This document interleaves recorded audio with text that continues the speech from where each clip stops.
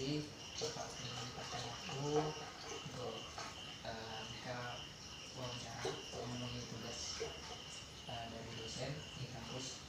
Mungkin Pak, nanti ada sedikit pertanyaan yang akan dikasih kepada Bapak. Mungkin Bapak bisa menjawab. Langsung saja Pak ya. Sudah berapa lama Bapak menjadi profesi sekarang seorang guru?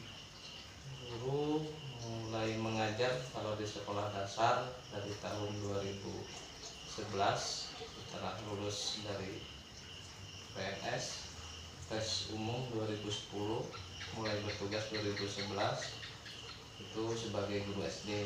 Tapi kalau mengajar di MDA sudah lumayan lama, kurang lebih waktu itu dari tahun 2005 mengajar di MDA. Namun keluar dari MDA tahun 2012, ya kurang lebih 8 tahun mengajar MDA. Kemudian fokus di SD dari 2011 hingga sekarang, kurang lebih 10 tahun mengajar di SD setelah lulus dari tes umum PNS 2010. Saya Nono Triwijayanto ingin bertanya kepada Bapak, sebelum menjadi guru, apakah Bapak memiliki profesi yang lain?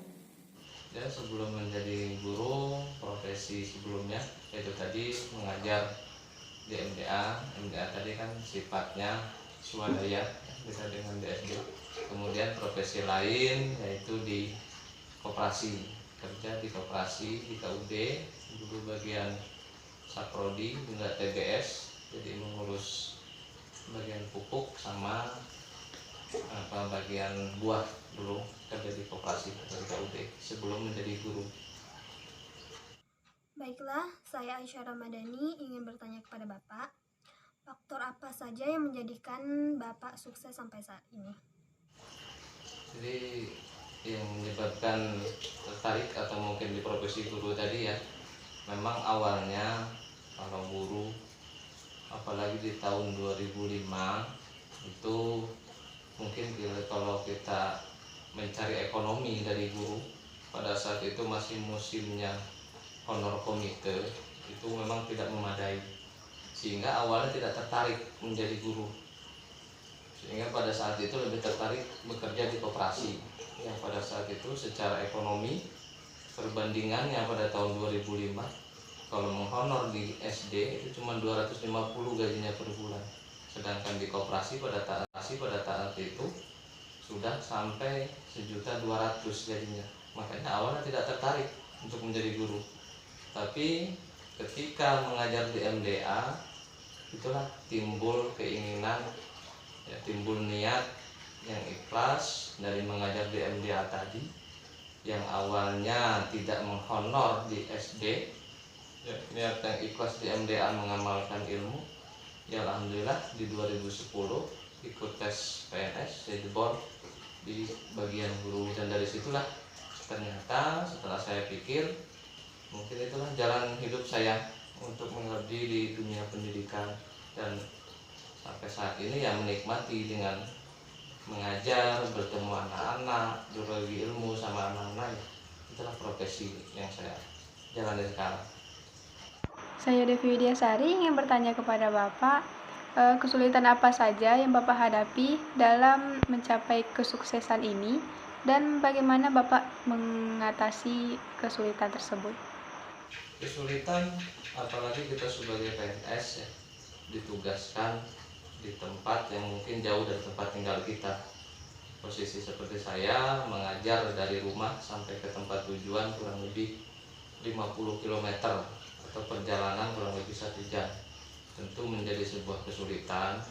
Namun daripada itu, ya dengan niat kita yang tulus tadi, kesulitan masalah jarak waktu dan sebagainya, ya alhamdulillah tanpa terasa 10 tahun saya mengajar di sana, dan sampai saat ini belum pernah mengajukan tugas pindah tugas. Yang sebenarnya kebanyakan dari orang 5 tahun setelah itu mengajukan pindah tugas. Ya alhamdulillah sampai sekarang saya belum pernah mengajukan pindah tugas. Jadi kesulitan-kesulitan tadi kalau kita jalani dengan ikhlas, dengan niat yang tulus, ya alhamdulillah itu tidak menjadi beban buat kita. apalagi kita mengajar di pedalaman, termasuknya di tempat-tempat terkecil kan, mengajar di tempat-tempat terkecil tentu banyak tantangan buat kita, baik beradaptasi dengan masyarakatnya, dengan kehidupan sosial masyarakat yang ada di tempat-tempat terkecil, apalagi di wilayah PT, di wilayah perusahaan yang mungkin minat dari orang tua, antusias dari orang tua kurang. Namun daripada itu bukanlah menjadi tantangan, bukan menjadi halangan ya untuk kita mengabdi, untuk kita berbagi ilmu, untuk kita memberikan akhlak-akhlak yang baik kepada anak-anak kita yang mungkin dengan segala keterbatasan terkecil, apalagi di wilayah PT, di wilayah perusahaan yang mungkin minat dari orang tua, antusias dari orang tua kurang. Namun daripada itu bukanlah menjadi tantangan, bukan menjadi halangan ya untuk kita mengabdi, untuk kita berbagi ilmu, untuk kita memberikan akhlak-akhlak yang baik kepada anak-anak kita yang mungkin dengan segala keterbatasan. Jadi emang nggak ada niatan buat pindah? Sejauh ini belum terpikir untuk pindah. Karena apa? Karena saya merasa di tempat tugas sekarang saat ini mereka masih membutuhkan saya. Ada hal-hal juga yang menjadi merasa saya bertanggung jawab dalam artian untuk memajukan sekolah-sekolah yang ada di termasuk kategori di pedalaman ataupun di daerah yang terpencil.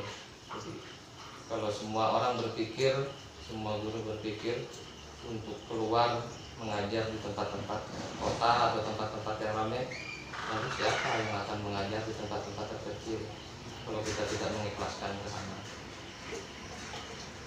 Mungkin selanjutnya Pak, ada saran atau motivasi gitu Pak untuk generasi selanjutnya yang ingin menjadi profesi seorang guru? Ya, mungkin untuk generasi milenial sekarang ini, generasi yang mungkin cita-cita menjadi seorang guru sangat jarang mereka bermimpi untuk menjadi seorang guru. Kebanyakan orang menjadi guru adalah cita-cita pelarian, tapi motivasinya buat anak-anak kita semua, generasi muda, bahwasanya guru mungkin bukan orang yang hebat, tapi guru bisa menciptakan, menjadikan generasi hebat. Para pejabat kita kalau tanpa bimbingan guru-gurunya mungkin tidak akan seperti itu. Jadi berantusiaslah untuk menjadi guru, untuk menciptakan generasi yang lebih baik, menciptakan generasi pemimpin ke depan. Jadi semua anak-anak muda jangan merasa cita-cita sebagai seorang guru itu cita-cita yang tidak diinginkan, tapi berbahagialah jika kita memiliki cita-cita tersebut, karena guru adalah pahlawan tanpa tanda jasa. Enggak masuk. Udah Dikat dulu Pak. akhlaknya itu enggak masuk ya? Dikat dulu. Udah ada lupa. Mungkin pertanyaan selanjutnya, bagaimana Bapak mendapatkan kesuksesan dan kesejahteraan di dunia dan di akhirat? Gimana persiapan Bapak? Jadi kalau untuk kesuksesan di dunia tadi, kesuksesan itu indikator sukses kalau menurut saya bukan dinilai dari faktor ekonomi saja, tapi bagaimana kita sukses bisa membina rumah tangga, bagaimana kita berusaha mendidik anak-anak kita. Jadi kalau indikator sukses itu ditinjau dari ekonomi saja tentu sangat sempit, tapi kalau ditinjau dari berbagai indikator, ya alhamdulillah, karena indikator sukses tadi tergantung kita yang menjalani. Kalau kita menjalaninya sudah merasa cukup ataupun pandai bersyukur, itu kesuksesan itu yang bisa kita rasakan. Tapi kalau kita tidak mampu bersyukur, ya tentu kita akan merasa kurang dan akhirnya tidak tercapai kesuksesan tadi kan gitu. Kemudian kalau indikator untuk kesuksesan di akhirat nantinya. Tentu kita semasa hidup ini harus diiringi dengan bagaimana kita hablum minallah, hubungan kita dengan Allah, dan juga hablum minanas. Tentu kita beribadah kepada Tuhan sebisa mungkin, sekuat mungkin, semampu mungkin, dan juga bagaimana kita bersosialisasi dengan masyarakat, melakukan perbuatan-perbuatan yang baik juga terhadap masyarakat. Jadi dengan indikator tadi kesuksesan akhirat, yang mudah-mudahan dengan kita menjalankan ibadah kita, dengan jalan kita berhubungan dengan sesama juga dengan baik, dan mudah-mudahan apa yang menjadi harapan kita sukses di akhirat nantinya bisa tercapai. Tapi kalau kesuksesan di dunia tadi ya tergantung bagaimana kita mampu bersyukur. Kalau kita mampu bersyukur dengan apa yang telah kita raih, dengan apa yang telah diberikan Tuhan kepada kita, ya insya Allah kita merasa sukses dengan apa yang sudah kita kerjakan. Tapi dalam artian jika sudah merasa sukses tadi bukan artian berhenti berusaha. Selama kita masih hidup, selama kita masih kita punya kewajiban untuk tetap senantiasa berusaha meraih apa yang menjadi impian kita. Bagaimana kita bisa meraih ekonomi yang baik, bagaimana kita bisa membina keluarga, bagaimana kita bisa berhubungan juga dengan masyarakat yang baik, dan bagaimana juga kita bisa mempersiapkan kehidupan kita di akhirat nanti. Jadi itulah kunci kesuksesan menurut saya, bagaimana kita mampu bersyukur. Terus Pak, Bapak gimana pandangan Bapak, atau kalau Bapak setuju jika akhlak mulia itu menjadi kunci kesuksesan seseorang? Ya, sangat setuju, karena kesuksesan tadi menurut saya indikatornya bukan hanya masalah perekonomian, tapi kesuksesan tadi bagaimana kita merasa kepuasan batin, bagaimana kita bisa mampu sukses bukan hanya secara materi, tapi secara kebahagiaan, bagaimana kita hidup berumah tangga, bagaimana kita bersosialisasi dengan masyarakat. Itu kesuksesan. Jadi kesuksesan bukan indikatornya bukan hanya ekonomi. Jadi ketika itu semua tentu membutuhkan akhlak-akhlak yang baik, perilaku yang baik. Jadi sangat yakin dan sangat setuju kalau akhlak mulia tadi merupakan kunci kesuksesan, bukan hanya dari materi, tapi kesuksesan kita hidup di dunia dan juga harapan kita kehidupan di akhirat. Jadi akhlak mulia menjadi kunci.